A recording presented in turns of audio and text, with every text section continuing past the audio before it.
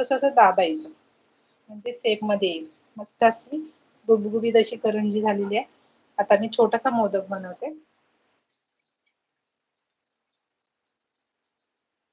माझी आई आहे ना, ती मोदक 4 पाकळ्यांचा करायची. म्हणजे 4च फक्त पाकळ्यांचा आणि नंतर मग 5 पाकळ्या. माझी मुंबईची आई म्हणजे आम्ही मोठी काकी आहे. तिला आम्ही बोलते मुंबईची आई. तर ती पण मस्त मोदक बनवते. हा छोटासा मोदक, हा 4 पाकळ्यांचा करून दाखवते तुम्हाला मी मोदक. म्हणजे माझी आई कशी करायची ते तुम्हाला दाखवते. सारण थोडंसं कारण पारी छोटी घेतलेली आपण. हे बघा. एक पाकळी, एक पाकळी, एक पाकळी आणि आपल्याला 4च करायचेत. एक पाकळी अशी.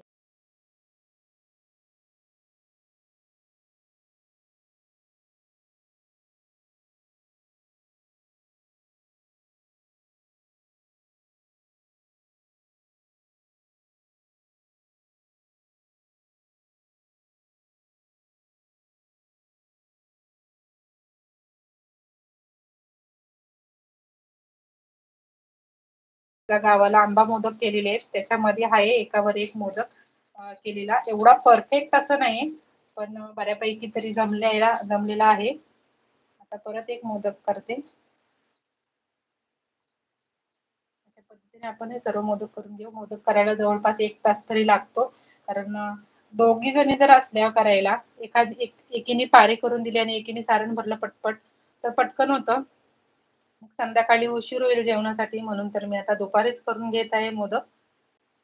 नंतर मग नैवेद्य दाखवायच्या टायमाला परत गरम करायचं. म्हणजे घाई गडबड नाही होणार. म्हणून तर आत्ताच मोदक करायला घेतलेले आहेत मी. आणि सारण सकाळीच करून ठेवलेलं मी.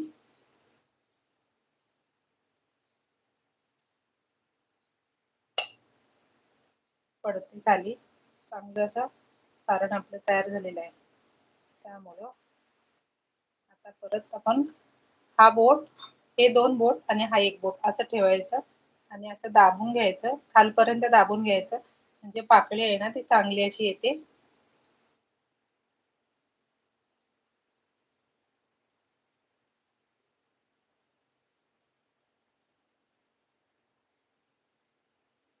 अशा पद्धतीने मी 7 पाकळ्यांचा मोदक बनवलेला आहे.